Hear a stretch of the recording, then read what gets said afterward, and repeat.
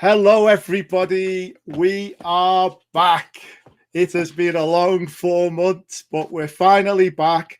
And when I say we, I mean me, because Dom is sadly had a bout of COVID, as you might have read, took it quite bad, and he's been struggling a bit. So he's going to be back soon. He's okay.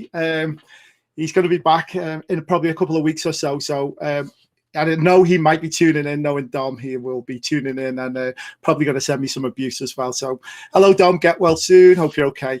So we are back. We are going to be starting a series of masterclasses this season, which leads me on to what we're going to be doing this year. It's going to be we're going to be doing them in seasons of 10 episodes. So this is so that we can bring you full-on masterclasses, full-on upskilling sessions, keep the quality massively high. So we're going to be doing that. And also to celebrate that, we have got a season sponsor, which is our fantastic friends at EventsAIR. They are going to be giving us some education about their product and giving us a few learnings along the way. So you've probably seen their branding on the advertising for the show. So I'd like to welcome them on board. We're really delighted to have them. And without any further ado, I'm just going to run a quick. I basically caught up with Andy from EventsAIR, who is a sales manager for the EMEA region. So Andy is going to be telling us about what's going to be coming up on the show in the next few weeks. So we did a little interview a couple of days ago. So here it is.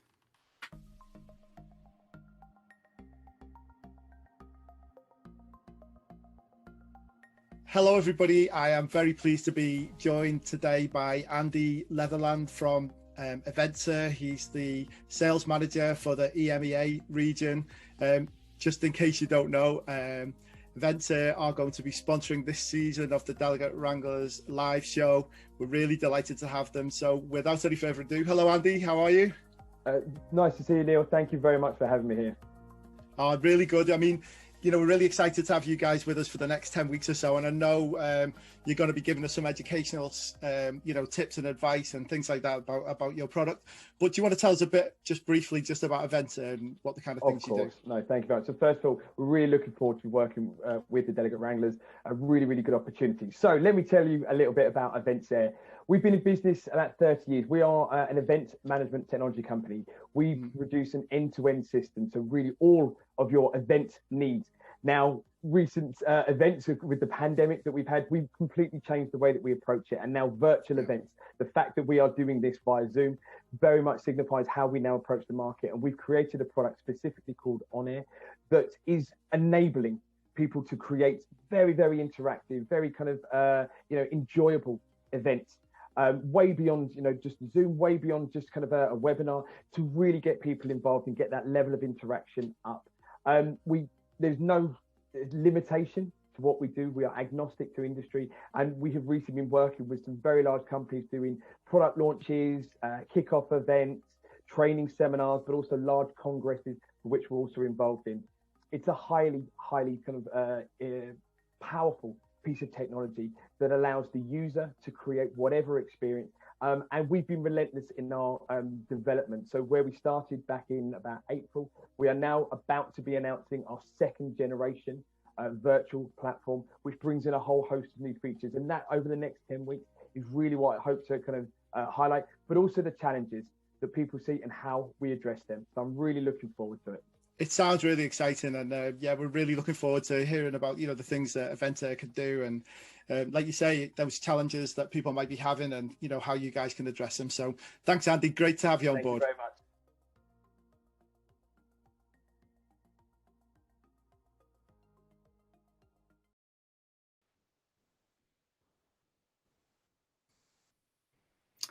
So really good to be working with the EventsAIR team. Big thanks to Andy there for that quick catch up. So look out for stuff from them every session, every episode of this latest season.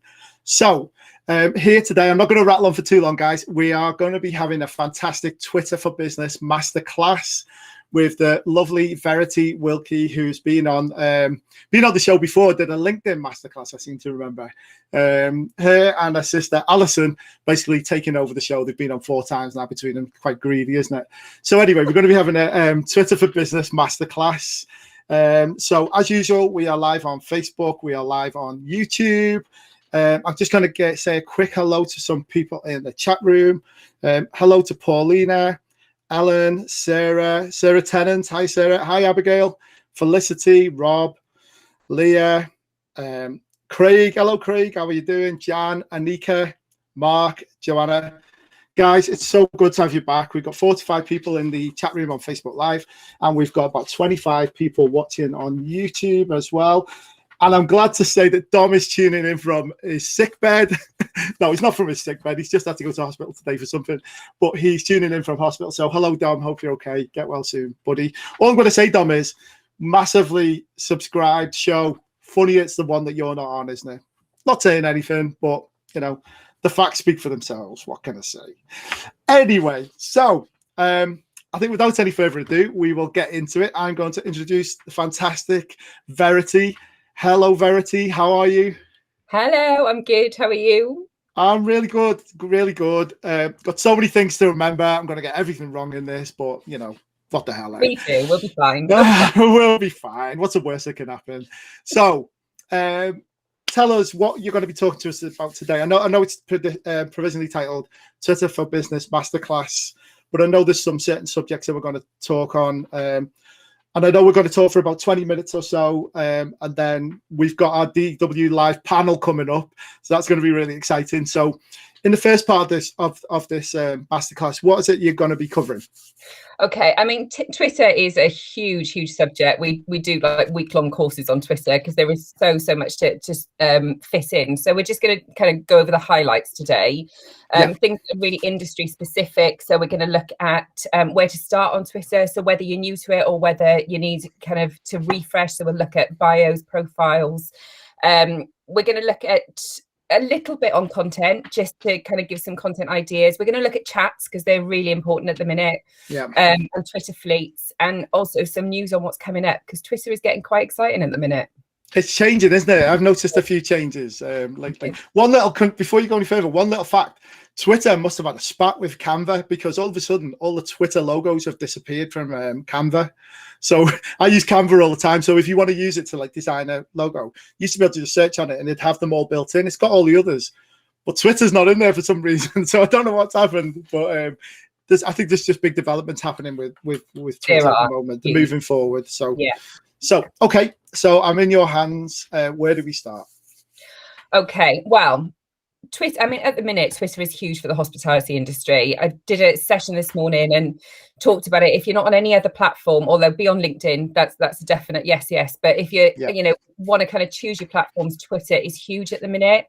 But it has changed. It is changing, which is about time because it's been stale for a long time. But it's making some huge changes. And it's all quite exciting. So you need to make sure that now is the time to get on it, get your profile up to date. So with your profile picture, there's often some confusion about it because obviously different platforms, we advise logos, then we advise your face. Twitter is all about your brand. So, you know, if you've got a branded logo, get that in as your logo, as your profile picture. You've just brought it up with Canva. It is so important to make sure that it is sized correctly because there is nothing worse on Twitter than your profile picture and half the words. You've got to get it in correctly. So if you haven't got the measurements on Canva, and we always recommend use Canva, it's a brilliant app. The measurement for it is 400 by 400. It's really simple. So just create your own measurements, but make sure that your logo and your branding fits in that logo picture nicely. Now your header is quite a unique opportunity with Twitter because usually we recommend changing header photos every kind of quarter or so, but Twitter is really interchangeable. So if you've got any offers or promotions or anything that you actually want to get the message out on Twitter, use your header for it. Brand it again. So do it all in Canva or whatever platform you use for it. Make it really attractive, eye-catching, make sure everything fits. But change it regularly because it's just one of those things that attracts attention. And that's a big tip because that's going to be big this year. What a brilliant idea, Verity, because, you know, I'm guilty of that. I've just left mine, you know, for the last probably 12, 18 months or so, my header banner. But it's a really good idea, isn't it, that you can change that. Now, are there any, do you need like a special template for it? Does some of the kind of like your picture go, you know, hide some of the picture and things like that? Are there certain things to look out for? No, as long as you get your measurements right. Again, it's a bit different to, it's frustrating on Facebook because no matter how you measure it correctly, it's never quite. And LinkedIn as well, yeah, the same. Yeah. But Twitter is generally okay. So in case you've got pen and paper, it's 1500 by 500 pixels. Writing that down. And again, you can do it on Canva or any other creative platform. But yes, it should fit if you stick to those measurements. It'll be absolutely fine. But Great idea, though. Keep it fresh, because that's the first thing that people see. More than your profile picture, your banner really stands out. So use it. Yeah, what a fantastic idea. And then your bio should, obviously, you've only got 160 characters to play with your bio. And this is a huge challenge for people because you just kind of want to write and write and write, but you can't. So you've got to get your key messages in that very, very short space. Yeah. Make sure you've got a link in there. So whether it's a link to a website or a blog or a promotion, whatever you want to actually promote at the time, get that in your bio and fill it with keywords. So I'm going to talk a little bit about hashtags later, but keywords are really, really important because they go hand in hand. So make sure, you know, it needs to stand out. It needs to tell people exactly what you do, how you can help. I'm going to keep reiterating that message as I did on the LinkedIn. It's all about how you can help and add value. Add your location. That's really important. And make sure your link is in there. So still kind of content is key. Absolutely. in getting it's quite difficult, isn't it? What I would advise as well is look at other people's as well. If there's any Twitter game that you really admire, look at what they've done in their profile and kind of take some influences from it, because you know some of these are big companies who spent a fortune on this kind of thing and researching it. Absolutely. And we'll talk about industry leaders and people to, you know, what to do with people you should follow. And then just another quick tip, really, once you've kind of got your profile sorted, when you start tweeting, again, if there is something you particularly want to highlight, if you've got some kind of offer, because we don't talk about selling on social media very often. We don't want to sell. We don't want to be hard sell, especially at the minute. But if you have got something like Valentine's Day promotion, for example, if you can do kind of takeaway teas and things like that, if that's the kind of thing, then create a post on your Twitter profile, create a tweet, and then pin it. So just like Facebook, you can pin a post to your Twitter, and so many people are missing out on this. They don't realize they can do it.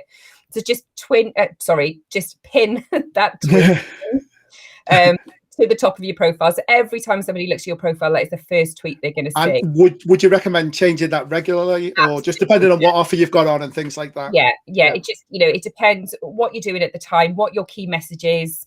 I mean, we use them a lot in the groups, and we've got one group, so it's not Twitter, but it's the same kind of thing. We've got a group where our pin post is what to do when you're new, and we change that every couple of weeks so people can go back and refresh, and we'll go from content to videos and different styles of it. So just change it to keep it fresh, but have that pin post because it's the first thing people will see, and it adds to your bio as well. So what you can't put in your bio. Great idea. Yeah, fantastic. Okay, so I'm looking. I haven't got any slides today, and it's the first time I've ever done a presentation without any slides. I use them to guide me, so I've got sheets and sheets here. Listen, you won't get any complaint. You won't get any complaints from us. It's one less technical thing for us to do. So let's go for it. Just to pick up on the point you made about kind of follow other people. So, we all know industry leaders. We know people that are leading the way in the hospitality and events industry, the ones that get that information out quickly and efficiently. Follow them, and if it's relevant, tag them, and make sure that you are actually kind of really involved with industry leaders, because the more involved you get with them, the more the followers see you. So industry leaders are really, really important. And I think with something like Twitter as well, people will actually respond to you because they know they can only respond to you briefly. So if the people who are short on time, they know they can just say, yes, that's fine, or, just a quick response back. And it's just good to get a rapport with those people, isn't it? They're more likely to respond, if you like. Absolutely. I mean, Twitter is a conversational platform. It's not all about the content, which is why I don't want to talk too much about the content today, because it is more important to get involved in the conversation. And it's always been the platform where industry leaders, will retweet your tweets. They will, get in a conversation with you. So it's a brilliant opportunity, far more than any other platform. It's a great opportunity. Yeah, tag them in on your posts as well. Don't do it on everyone, because you'll just annoy the hell out of really annoy them. If it's relevant, then yes, tag them in, definitely. Yeah. So just quickly interrupt you there, Verity. I'm just going to say, guys, please feel free to drop us some questions in the chat. I know we've got plenty of people in there. So if there's anything that you're not sure about, or anything about your profile, or anything that we're talking about along the way, or that we're not talking about, let us know. As long as it's Twitter related. Verity's assured me that she can answer every single question on the earth about Twitter. Thanks, Neil. Is that right? No, sorry, go on. Sorry, you carry on, please. Okay, so just to kind of touch on content, and I've already said that, it's very much a conversational platform, and I'm going to highlight that in a little while, but the thing with Twitter is, as somebody said earlier, it's like a full-time job. It isn't like other platforms. Once you commit to it, you need to really commit to it. And no, you don't need to be on it full-time, but you do need to plan it as much as possible. So when it comes to your content, and you don't hear me say this very often, I would get a plan in place and I would schedule it just so your content goes out. It's not okay to just post 2 or 3 times a week and tweet a couple of times a week on Twitter. It just doesn't get anything. If that's all you're going to do, there is absolutely no point in being on there at all. We need to really ideally be tweeting 2 or 3 times a day as a minimum, which is where scheduling comes in. So you can just get it done at the beginning of the week. You are going to have things come up in between, especially in this industry. It's changing so quickly. But because you've got those scheduled posts going out, then you can just pop on and tweet as and when you need to, with any changes or updates that you want to go on with. But just get in the habit of tweeting a couple of times a day. Now, obviously, you've only got 280 characters. However, and I will talk about this when we talk about what's new, Twitter are recognizing the need for long form content, which is really, really exciting. And they've got some big things planned. Right now, it is only 280 characters. But I have got a little trick to share with you later, so don't let me go sharing like that one. The sound of this one. Just to cover quickly, because I've got it as a topic, but I'll just cover it really quickly because it makes sense. Hashtags in your content. So hashtags, Twitter was the home of them, let's face it. They kind of brought it all into the limelight. But now they've got a keyword search. So hashtags aren't as relevant as they were in Twitter. Interesting, okay. Because everybody on this group will be putting hashtag event profs at the end of everything. Yeah, that's a kind of industry one. But... And I'm categorically saying, don't stop doing that. However, keywords are just as responsive now. So when you put into that search box, hospitality, events, event profs, it will bring up those threads anyway. So as long as you've got those keywords in your posts, it's gonna find it for you anyway. So really important to make sure you've got some of them in, particularly if it's a trending one, I guess, as well. Yeah, definitely. Still use your branded hashtags. So, we still use Girls in Pink every single time. Whatever your branded hashtags are, use those. I would still say use event profs because it's such a popular one that's not going anywhere at the minute. But in terms of general ones, then just put them in as keywords and keep your hashtags to 2 to 3. Otherwise, you just spam in. There is nothing worse than like hashtags at the end of a Twitter post. When you've got 280 characters, don't waste them. You want to see my Instagram game? Oh my god! Oh, that's another one that drives me mad, Neil. No, it doesn't work. Anyway, sorry. Can I just rewind a tiny bit just about scheduling posts? Now I know that Twitter has got its own built-in scheduler now. Yes. So if anybody hasn't seen that, it's a little clock that's underneath. It's like a little clock or a calendar or something that's underneath your post, and you can just click on that and schedule things. But you can also use, TweetDeck and whatever, to schedule your posts as well. There's a quick question from Virginia in here that says, can we automate certain functions if I can't connect often but want to maintain visibility and interactively, or is it not recommended? I guess you kind of answered that question a second ago. Yeah, you can, as far as, I'll try that again, sorry. I wouldn't go any further than scheduling your posts personally. But then you're talking to somebody who's not a fan of automation, if I'm honest, in general. It takes away that authenticity. But Twitter is a no-go for it, definitely not, apart from those scheduled posts. Right. Okay, cool. Thank you. Types of content that are really, really big right now are, and you're going to do it yourself in a second, Neil, is Twitter polls, because it's all about the engagement. So Twitter polls are really, really popular.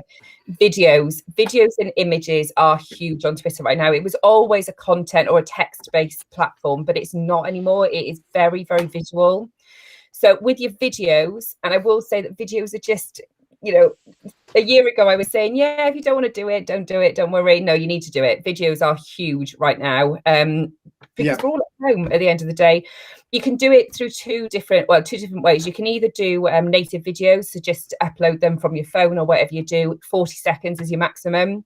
Or you can use Periscope, which is, it's chargeable, but it's obviously Twitter's own platform. Only thing I would say about that is I've heard on the grapevine that Periscope is going. I have heard that as well. Yeah. But right now it's still available. So videos, even if you do 40-second videos are really popular right now. So if you're going to do them, try and stick to that. Keep the message short and sweet. And the other thing that's really big with content at the minute is series. So things like Team Member of the Week or Testimony Tuesday or Top Tip Tuesday or something like that. If you're doing them on the same day every week, I find it really cheesy, if I'm honest, those hashtags, Top Tip Tuesday and Wednesday Wisdom or Wellness Wednesday, but actually, they're trending. These are the topics that people are talking about. Follow Friday and all that. Yeah. Or Fun Fact Friday, Motivational Monday. I hate those, but, people love them. It's content that gets a reaction. So do series, so do something on one day every single week. Please don't do them all because it'll just get really, really boring, but just pick one or two that you can do on a continuous weekly basis. Like that. And repurpose content. I never say this ever. I never say use the same content over again, except on Twitter, because it's the ideal platform for it. It's fast paced. People forget your content very quickly. So if you've got old blogs that are still relevant, repurpose them, use them again. If you've got sections from blogs that you can use again, posts that you did, throwbacks, anything like that, just repurpose your content. It is all relevant on Twitter at the minute. Yeah, I've got a quick question for you, Verity. Sorry to interrupt. No, it's fine. It is from Monty. Hi, Monty. What about multiple tweets for long form posts? Or are we going to get? Am I jumping the gun there? Are we going to get to that? We are going to get to that kind of in a different way. So let me hang on that one, and I'll answer it a little bit if that's okay. Absolutely fine. We'll get back to you, Monty. Any others? Or no, that's it for now. Cool. Sorry. And blogs are huge right now, and I have always been a huge advocate of blogs, but now people have time. We were talking earlier that followers have actually increased over the last 6-12 months because people are at home. They've got more time to be on social media, so they've got more time to read your blogs. So if you've got something to say, then say it in a blog. And obviously we know that Twitter is fine for links. They've got no issues with them. So if you put them on the website, it's a great way to actually get them over to your website. And it's easy to think of topics for blogs. It's all within you, whether you realize it or not. You've got industry news, top tips, question boards, big tip question boards. We get asked questions every single day and we don't realize it because it's the same question. So it goes in and out and, we don't even think about it. If you actually wrote down every question you get asked in a day, you would probably come up with 7 or 8 daily, even if you're not in work right now. If you created a blog for every single one of those questions, you'd be laughing. So the content is there. Just listen to your followers, listen to your clients, listen to your colleagues. And when you say when you're saying doing a blog, you're talking about a video blog, or you're talking about a written post? Either a written post or a video blog. Obviously, video blogs are going to be shorter, and you can break them up into series of blogs. But written blogs are popular right now, far more popular than they were before, because people have more time to read them. So, and it's an opportunity to show yourself as an industry leader and really add some value to people. Absolutely, couldn't agree more. I mean, I try to use LinkedIn a lot in this way. Try and post up something about the industry or about my group or what I know. Something that you're really good at. Make sure it's something that you know what you're talking about, guys. And as Verity said, that's a way to kind of affirm your place in the industry, to show that you know what you're talking about, that you're a reliable source of information and things like that. So, because ultimately that's why we follow people on Twitter, because you want to keep going back to them, because what they say is worth listening to, I guess. Definitely. Twitter is a brilliant platform to really show yourself as an industry expert, to be the one that people look to. And it's all, when it comes to content, it's just about adding value. It's about showing people how to do your job so they don't need you, which is a terrifying concept. They wouldn't try it. You know, think about how many YouTube videos you watch on, you know, how to solve your plumbing problem, and half an hour later you've got to get the professional in because you made a right botch job of it. And it's the same, you know, people love a freebie, but they'll try it themselves. They'll realize that they haven't got the time, the inclination, or the skills to do it, and then they'll go to the people that gave them that free advice in the first place, because you have now established yourself as an industry expert, and Twitter's a great platform to do that on. Yeah, I've got a couple of questions just come in just on this subject.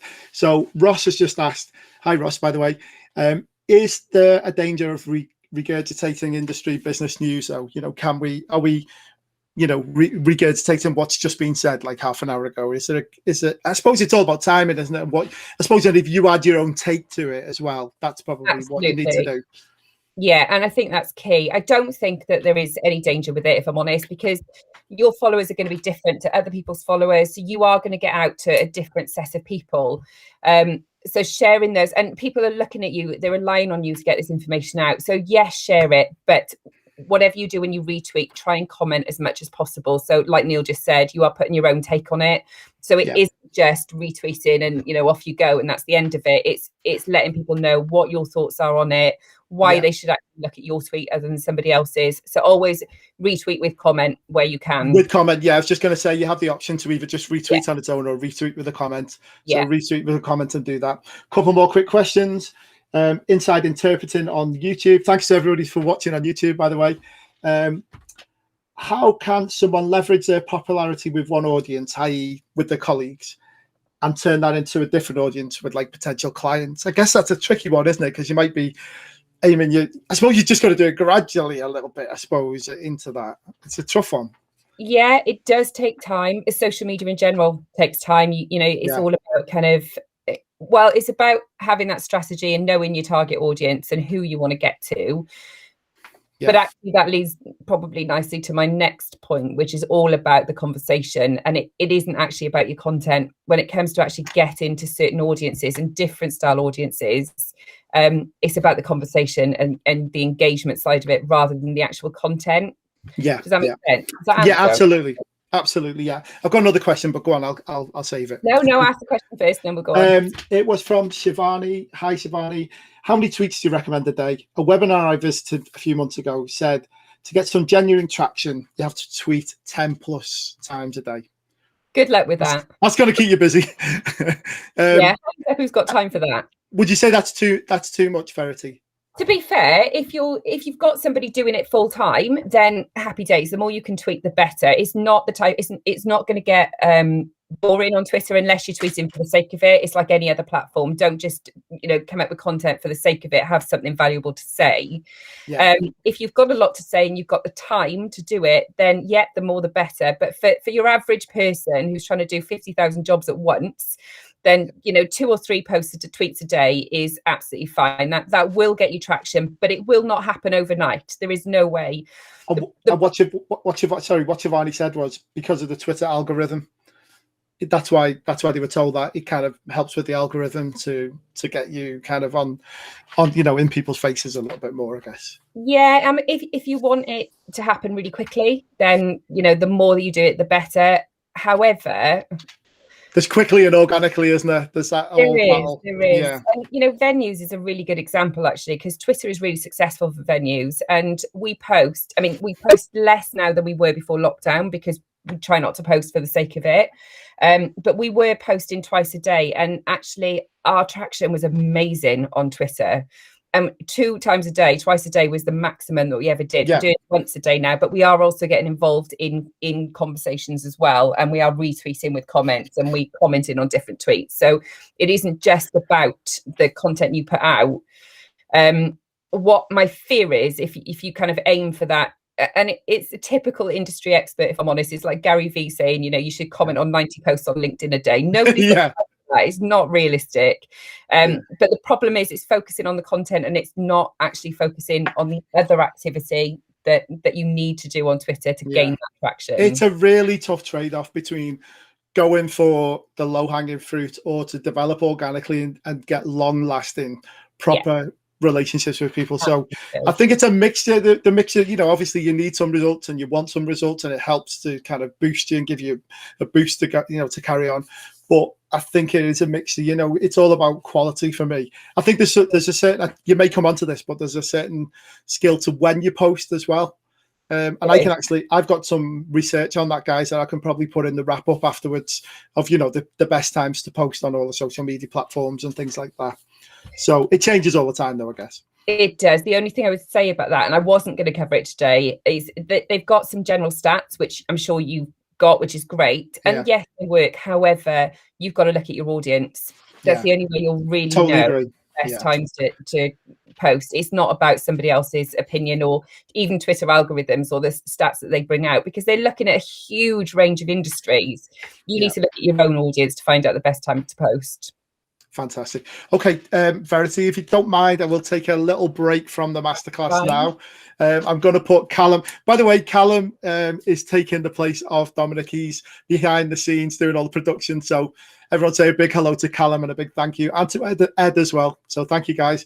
So Callum, we're just about to run a new feature for the Delegate Wranglers live show. So a big thank you to everybody who wanted to take part in the DW Live panel. And what it is we're going to ask a group of people from the Delegate Wranglers a series of questions each week. We're going to ask them the same question each week, but to every one of them. And we've cut them together in a nice little video. So hopefully you'll see some really serious answers. You'll see some bit more lighthearted answers. And if you guys want to join in with the panel, please drop me a line to info@thedelegatewranglers.com. All you need to do is just send me a little recorded video each week to the questions I send you. And if you want to ask a question, or if you've got a question that we could ask the panel, please send that in to us as well at the email address. So here is the very first premiere of the DW Live panel.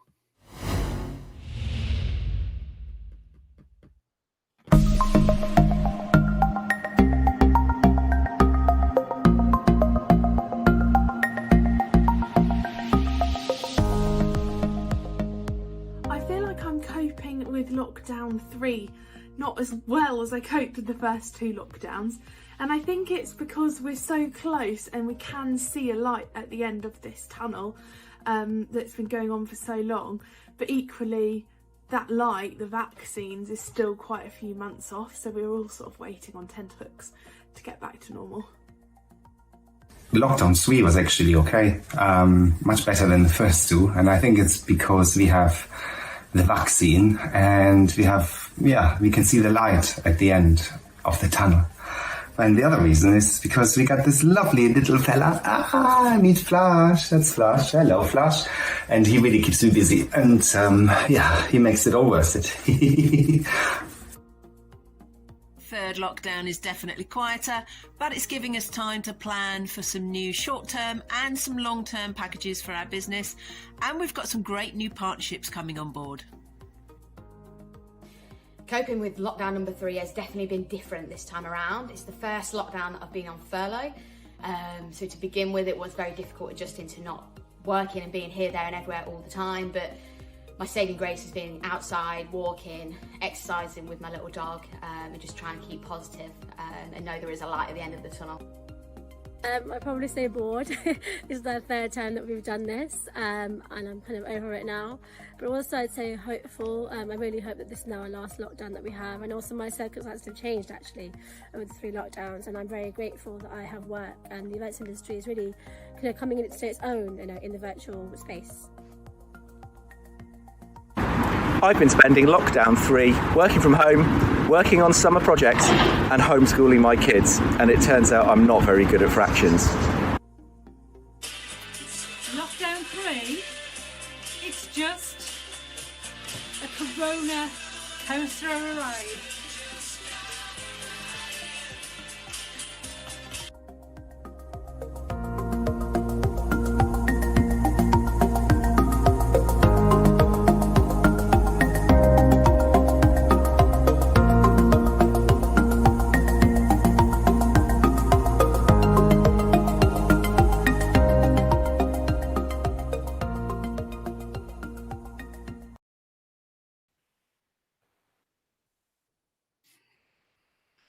Well, guys, I hope you enjoyed that. I mean, I really enjoyed putting it together. Massive thanks to everyone who contributed. We couldn't get everybody's in who sent them in, but don't worry, guys. Rest assured, you'll be in future episodes. So a big thank you to Kate, Kai, Rob, Anika, Lizzie, Tia, and Jan. Jan, true to form, smashed it at the end with the roller coaster one.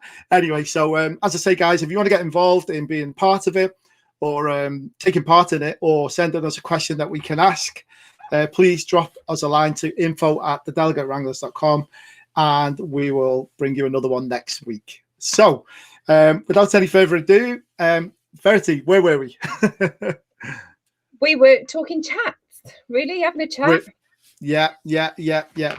So I think there is. I think you're right. We were talking about being, organic growth versus fast growth. But I know that doing like Twitter chats, I mean, I've done a couple of them and I find them really good. But they're good for attracting new people in, aren't they, as well? Definitely. And this might answer one of the previous questions, actually.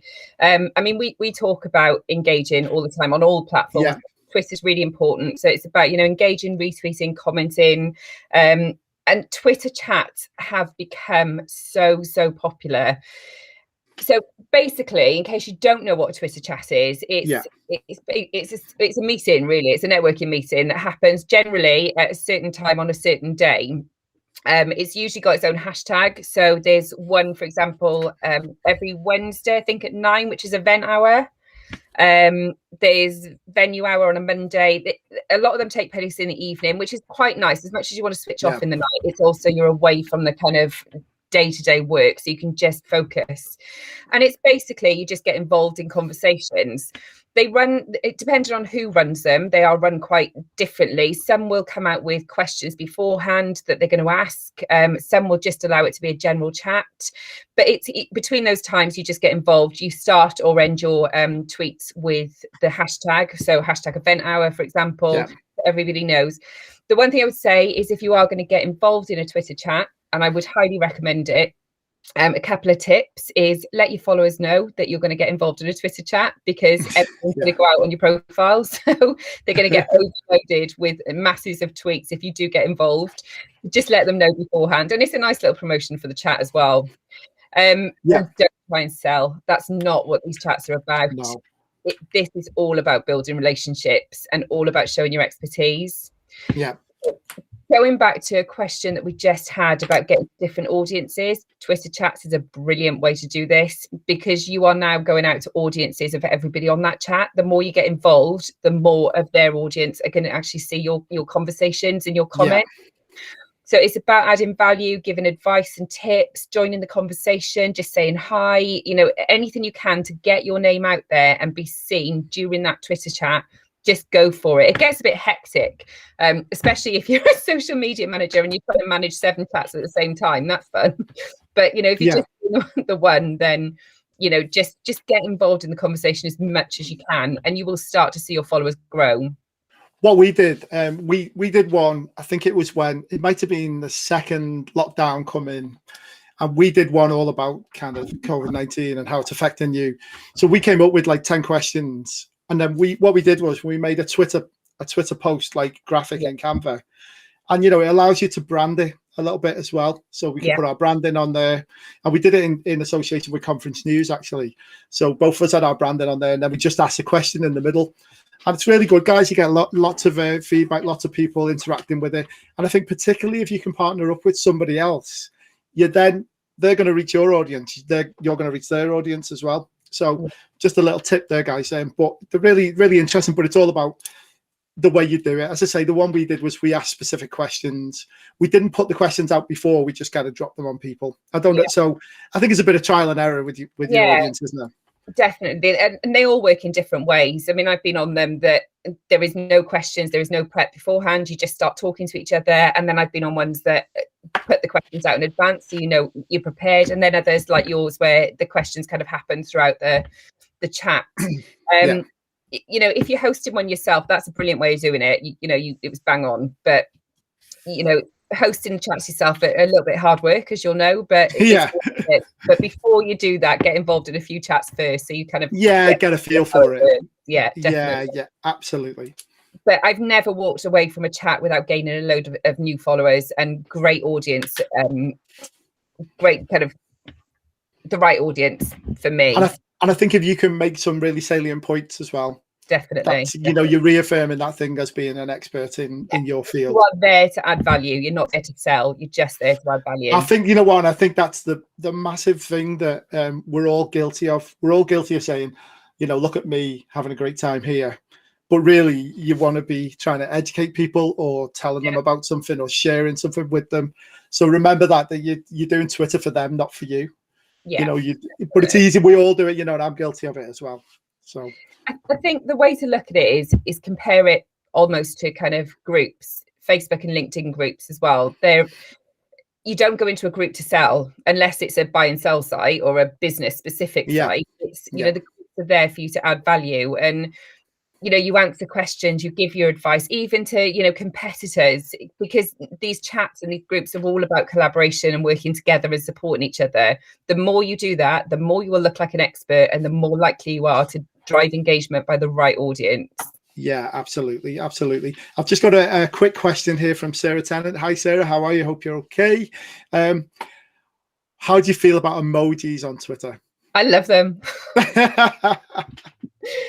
There's mixed feelings about them, but I don't think there's anything wrong with it at all, because I love to show personality on all social media. So I'm an emoji queen. I'll use them left, right, and centre. But it depends on how you feel. It doesn't make a difference. It depends on your audience. It depends how serious you want your tweets to be. But I just think it's like anything. If you're messaging somebody, it can be misconstrued so easily, and emojis sometimes can kind of get the right message across rather than it coming across a different way. So yeah. What about GIFs then as well, from a business perspective as well? I mean, I'm not a fan of them, but what do you think? Is there any time you can use them, or? In groups, maybe. I wouldn't use them. I mean, you can use them on Twitter, and you can use them in fleets, which we'll talk about in a second. But I'm not a fan of GIFs. I don't think they work unless it's in a group where it's just a kind of just a really casual group. I think you have to be so careful, because it can come across as a bit unprofessional, really. Particularly if you're doing it from your Twitter, your business Twitter. Yes, definitely. And we all know that Twitter, if you're ever going to get abuse on any platform, it will be Twitter, because there is no boundaries on that platform. So yeah, just be really careful. GIFs for me are a no-no, but emojis, just don't use the monkey one anymore, because that's apparently not allowed. Which one? Sorry. Monkey with their hands over the face, which I used to use all the time. Oh, okay, right. But yeah, you can't use that anymore. So just be careful with emojis, and just remember that Twitter can get quite political. So just GIFs, I wouldn't say. Right, cool. That's that covered. Nail that. So what's next, Verity? Where are we? Fleets, right. We had a conversation about this yesterday. Those fleeting moments. So Twitter have finally got on board. So we now have stories for Facebook, LinkedIn, Twitter, and Instagram. So fleets are Twitter's version of them. It's quite exciting, because it does feel like they're kind of getting with the program a little bit. I have to say they're doing it better than LinkedIn, who are doing nothing for theirs whatsoever. You can do a lot more with Twitter fleets than you can with LinkedIn. They're very much like kind of Instagram and Facebook. So you can use text, videos, you can do GIFs if you want to, photos. Exciting thing is that live broadcasting is coming to fleets, hopefully later this year. That's in beta at the minute. So you will be able to broadcast live, but fleets are great. I mean, they work the same as stories in any other platform. They're there for 24 hours. You can get a little bit more casual with it. They're a bit more fun. If you're nervous about certain content, it's a great way to test it. Just stick it out for 24 hours and then it's gone.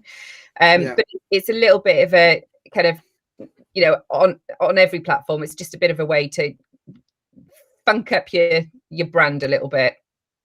Yeah, what I would say as well, a little top tip on fleets and things, you only have to, in Canva, everybody knows I'm sponsored by Canva, I wish, but you only have to make one side, like an Instagram story post, and you can use it in Instagram stories, you can use it in fleets, and you can use it in LinkedIn stories. Are they called LinkedIn stories? I don't know what they're called. Yeah, no, they LinkedIn are. stories.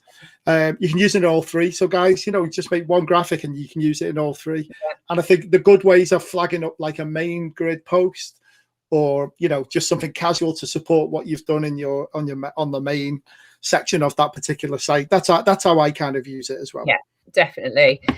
You can't like or retweet, your followers can't like or retweet your fleets, but what you can do is you can share a fleet, somebody else's tweet to a fleet, which can work really, really well. Hang on. my head's gone there. So share a tweet to a fleet, and it can make it my fleet with their tweet in it. Yeah. Okay. So, for example, if you put a tweet out, you go to those three kind of dots on your tweet, and you can put repost as fleet. So that will go to right. Then. So if you want to promote somebody, or just share your excitement for something somebody else is doing, then you can fleet it from their profile. But they can't like or retweet your fleets at the minute. But they are talking about bringing that function in. But whether they do, I don't know. Right. I've got a couple of questions. Here we go. So Stephanie saying, totally agree with you about the emoji. And somebody else I saw said few. I think it was Abigail. So thank God for that.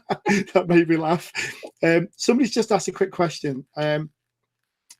If your business has had to change Twitter handles, how do you go about regaining your audience in the most effective or efficient way? That's a tough one, isn't it? So if you've had to, can you change your Twitter handle? Can you change your name? Yeah, Twitter, you not. Can you change your Twitter handle? I'm going to be really honest and say I don't want to answer that at the minute. I'm going to go and look into that and come back with an answer, purely because my first thought is if you're only changing your handle, your followers shouldn't go anywhere.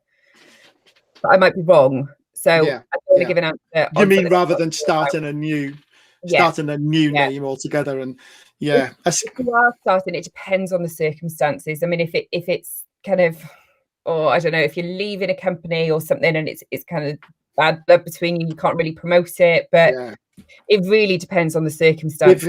I think if it's something you own, you could probably pin a tweet to the top saying, I'm no longer using this account, go here and put your new one on.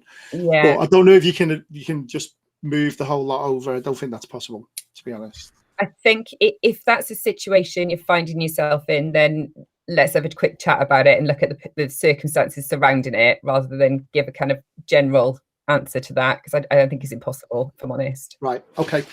Quick question from, a quick statement from Stephanie. Hi, Stephanie. How are you?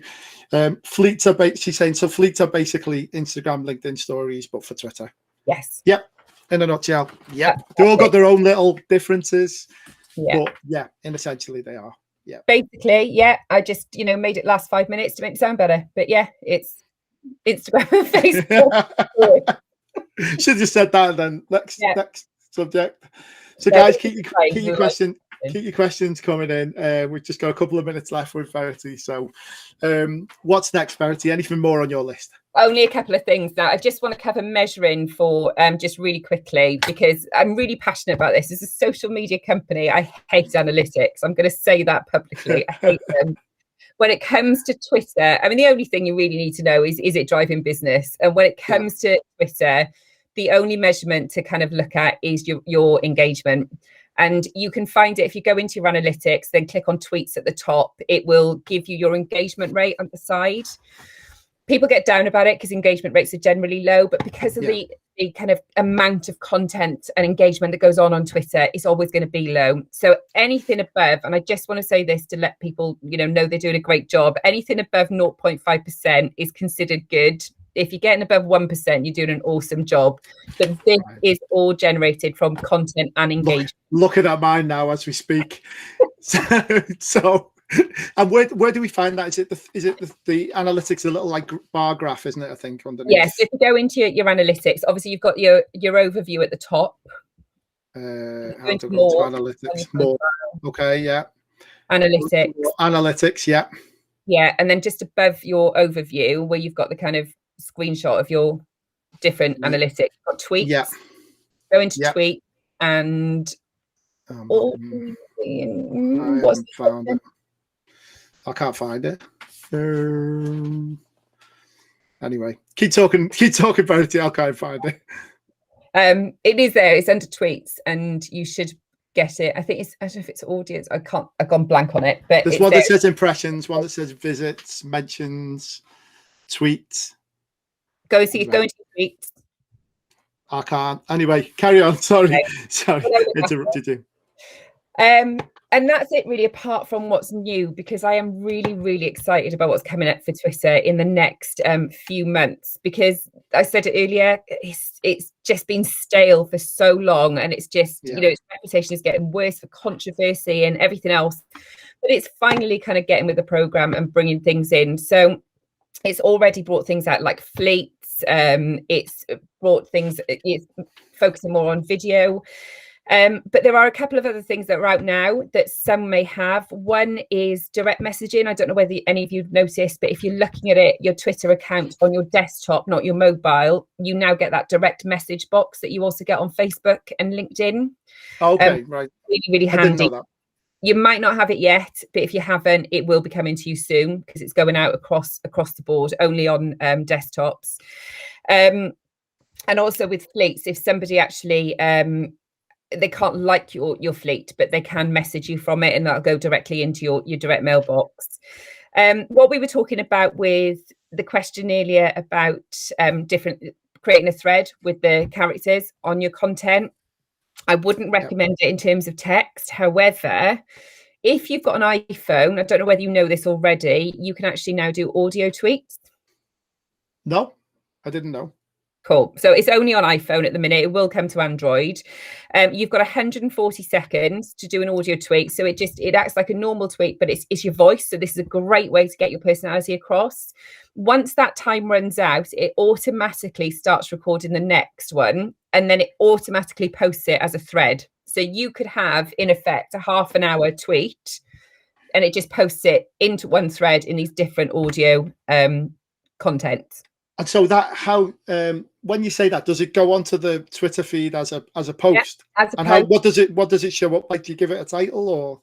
Right, I don't know. Like? I haven't got an iPhone. No, I haven't either as well. So anyone who's tried that, it'd be interesting to see how people use that as well. Yeah, you know. I would assume it's going to show like a little video clip or a little a film icon or something, or a voice icon, the microphone. That's how I imagine it would be. And I think you'll probably be able to put some text with it to let you know what it is. But this is very, very new. It's only on iPhones, but go and test it. Go and check it out, because it's going to be really big. But it's also, has anybody noticed the new feature that appeared last week where there was no fuss about it? Twitter didn't say a word. They just kind of let it sneak in there. What was it? Newsletters. No. So I knew that newsletters were coming, and they are still in beta at the moment, and they are going to get bigger and better. They're working with Review, who is obviously Twitter acquired them last year. It's another platform. But the plan was that they were going to introduce newsletters. So you could send out a weekly newsletter as a tweet. Ooh, interesting.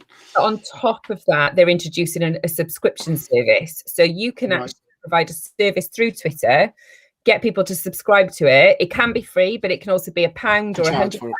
Yeah. And pay Twitter 5% of the revenue of it. Okay. That's not in yet. I think it's going to be huge. But right now, on your profile, you can actually produce a newsletter. I've just seen it, guys. You just click on more, and then there's a new thing that says newsletters new. This is certainly on the desktop version anyway.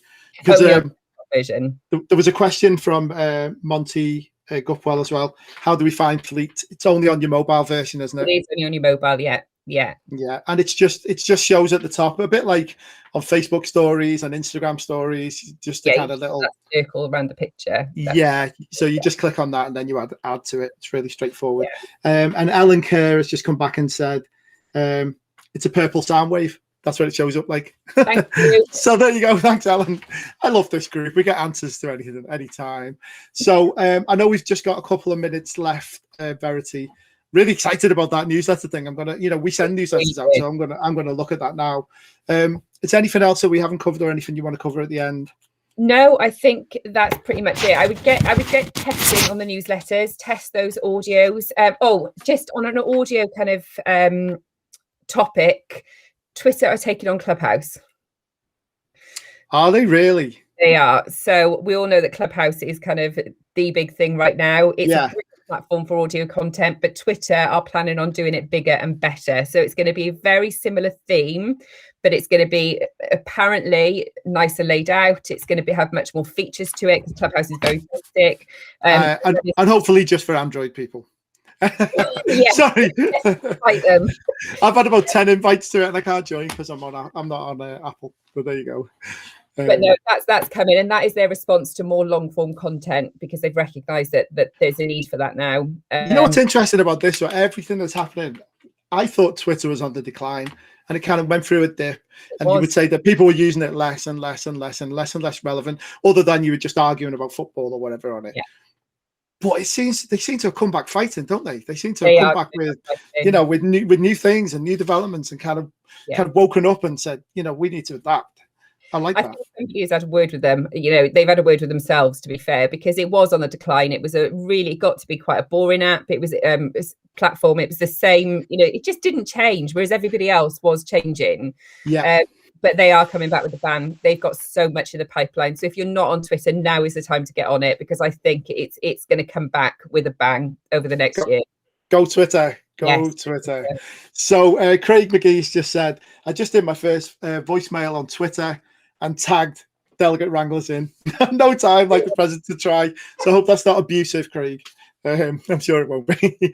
So Verity, I would just like to say on behalf of me and everybody watching, thank you so much for that. It's been a really, really interesting session. I've learned so many things. And what we'll do, guys, is as usual, we'll get any info or any references. Verity can send them to me and we'll put them on the group a bit later on today. And thank you, Verity. It's been amazing. I'm sure everybody in the group give a thumbs up to say thank you to Verity for a fantastic session. Thank you. There's mine going right in now.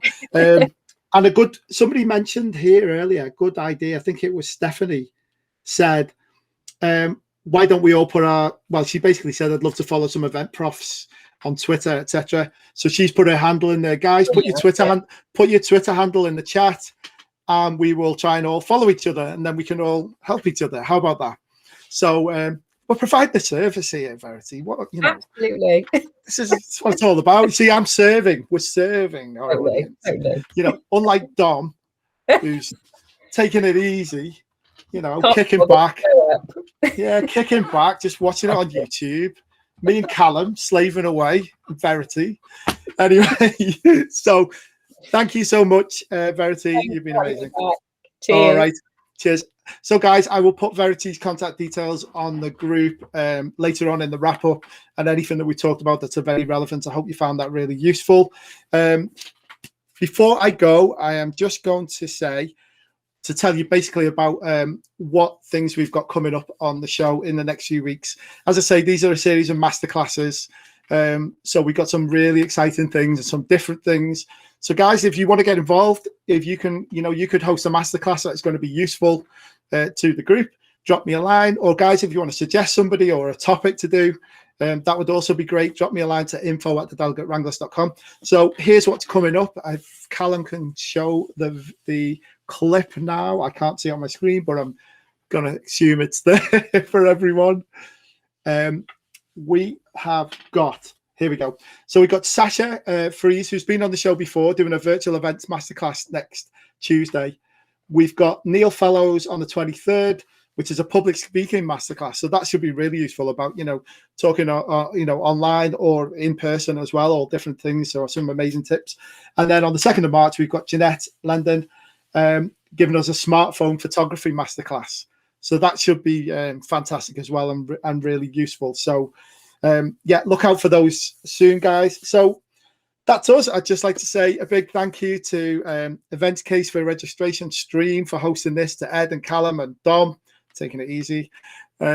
A big, massive thank you to Verity, also to EventsAIR for sponsoring the season. Thank you so much, guys. We really appreciate it. But most of all, thank you to you guys for tuning in, watching. Tell your friends, tell your colleagues, keep tuning in, because if you keep tuning in, we'll keep making these for you guys. So without any further ado, that's the first one of season 2 done. Yes, got through it on my own as well. So catch you soon, guys, and we will see you next week. We're just going to run some end credits, and we'll see you soon.